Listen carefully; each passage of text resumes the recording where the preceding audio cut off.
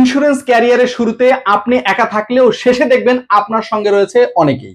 Insurance ক্যারিয়ারে যখন একা একা কাজ শুরু করবেন, মনে হতে পারে যে আমি এই পেশায় টিকতে পারবো কিনা, আমি এই পেশায় কাজ করতে পারবো কিনা, হয়তো আমাকে দিয়ে এই পেশা হবে না। আবার দেখেন, আপনি যে কোনো পেশায় শুরু করুন না কেন, সেই পেশায় আপনি একটি গতানুগতিক একটি কাঠামোর মধ্য দিয়ে কাজ করবেন। নিজের থেকে কাজ করার সুযোগ খুবই কম। কিন্তু বীমা পেশায় যখন আপনি যুক্ত হবেন, আপনি আপনার মতো করে কাজ করতে পারবেন। আপনি একা শুরু করলেও দেখবেন কিছুদিনের মধ্যে কাজ যখন আপনি ভালো করতে শুরু করবেন, তখন আপনার পদোন্নতি হবে। আপনি যখন ইউনিট ম্যানেজার হবেন, আপনি তখন কর্মী নিয়োগ দেওয়ার সুযোগ পাবেন। আপনার অধীনে অসংখ্য কর্মী বাহিনী যখন তৈরি হবে, তখন আপনি আরো বড় হয়ে যাবেন, ব্রাঞ্চ ম্যানেজার হবেন, এজিএম হবেন, ডিজিএম হবেন, জিএম হবেন। আপনার পদোন্নতি বাড়তে থাকবে, আপনি একটি সংগঠনের টিম লিডার হয়ে যাবেন।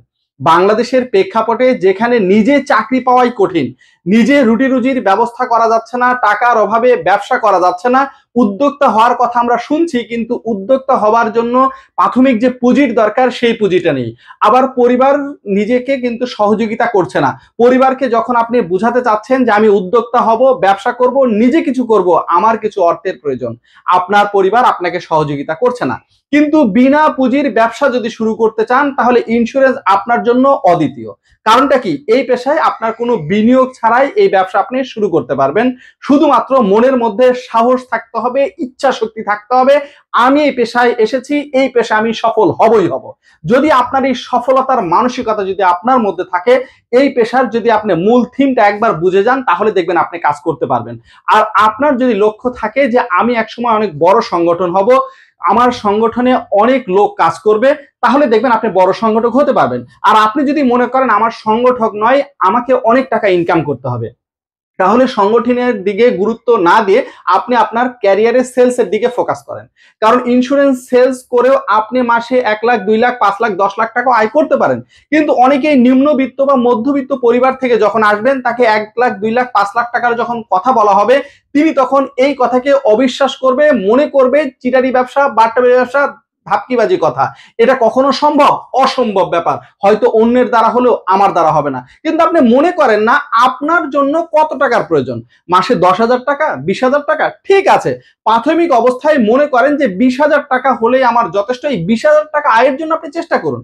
যখন আপনি দেখবেন যে 20,000 টাকা আপনি মাসে আয় করতে শুরু করছেন, তখন আস্তে আস্তে আপনার স্বপ্ন বড় হবে। তখন আপনি টার্গেট নেবেন যে এই মাসে আমি 30,000 আয় করব, পরের মাসে 40,000 আয় করব, তারপরের মাসে 50,000 আয় করব। আপনি চাইলেই আপনার আয়কে বাড়িয়ে দিতে পারবেন। কিন্তু আপনি কোনো অন্য চাকরিতে যদি যান, অন্য কোনো ব্যবসায় যান, আপনি চাইলেই কিন্তু আপনার আয়কে বাড়াতে পারবেন না। কারণ ব্যবসা বড় করতে গেলে বেশি মূলধনের প্রয়োজন, কিন্তু ইন্স্যুরেন্স ব্যবসা বড় করবার জন্য মূলধন নয়, আপনার ইচ্ছা শক্তিই যথেষ্ট। আপনি যদি মনে করেন আমি আমার ব্যবসাকে বড় করতে চাই, তাহলে আপনার জ্ঞান অর্জনের দিকে ফোকাস করেন। সিনিয়ররা যেভাবে বলছে ঠিক সেভাবে কাজ করেন। নিজেকে অনেক বেশি বুদ্ধিমান না মনে করে সিনিয়রের দিকে নজর দেন। তিনি কিভাবে বড় হয়েছেন, তিনি কিভাবে কাজ করছেন, তাকে অনুসরণ করেন। প্রশিক্ষণে অংশগ্রহণ করবার মাধ্যমে বাস্তব জ্ঞান অর্জন করেন। আর অনেক বেশি কাজে ফোকাস করবেন। আপনি মনে করছেন আজকে শরীর ভালো না, আজকে বাহিরে অনেক রৌদ্র, বাহিরে বৃষ্টি হচ্ছে, আবহাওয়া ভালো হলে আমি যাব, আজকে মন ভালো না, পরের দিন শরীর ভালো না। এরকম হাজারো অজুহাত সর্বদাই আপনার চারিপাশে ঘুরপাক খেতে থাকবে। যদি একবার অজুহাতের ফাঁদে আপনি পা দিয়ে বসেন, তাহলে বীমা পেশায় কখনোই সফল হতে পারবেন না, এমনকি এই পেশায় আপনি টিকতেও পারবেন না।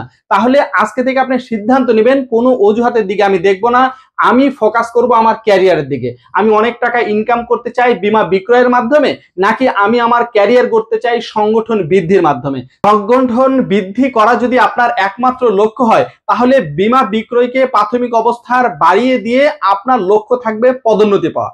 আর যদি মনে করেন যে না, সংগঠন চালানো আমার পক্ষে সম্ভব না, বা আমি সংগঠনের ঝামেলায় যেতে চাই না, আমি স্বাধীনভাবে কাজ করে অনেক বেশি ইনকাম করতে চাই, তাহলে আপনি ফোকাস করবেন বীমা বিক্রয়ে। আর বীমা বিক্রয় করবার জন্য বিভিন্ন কলাকৌশল আপনাকে শিখতে হবে, সেগুলো আমার অন্য ভিডিওতে দেখবেন। আপনার ক্যারিয়ারের সফলতা কামনায় আজকের মতো আলোচনা এখানে শেষ করছি। ধন্যবাদ।